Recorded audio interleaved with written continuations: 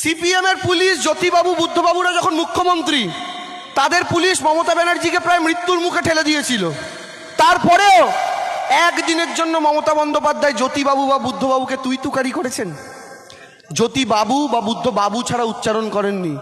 আর আজকে শুভেন্দু মমতা বন্দ্যোপাধ্যায়কে বলছে, তোকে নন্দীগ্রামেও হারিয়েছি, তোকে ভবানীপুরেও হারাবো। তুই মাতৃসম একজন নেত্রীকে, হতে পারে সে তোমার বিরোধী দল করে, কিন্তু তাকে আপনি তুই বলছেন। আর আপনি কে? আপনি সেই নেতা যিনি নেতা হতে পেরেছেন ওই নেত্রীর জন্য, যিনি পূর্ব মেদিনীপুর থেকে আপনাকে তুলে এনেছিলেন। আপনাকে কেউ চিনত না, রাস্তা দিয়ে গেলে বলতো শিশির বাবুর বেটা যাচ্ছে, আপনার নামটা লোকে জানতো না। সেই মমতা বন্দ্যোপাধ্যায় আপনাকে আন্দোলনের প্ল্যাটফর্ম তৈরি করে দিয়েছিলেন, তার নেতৃত্ব দিয়েছিলেন মমতা বন্দ্যোপাধ্যায়, আর আপনি তার পেছনে পেছনে ঘুরে নেতা হয়েছেন, 35টা দফতরের অধিকারী হয়েছেন।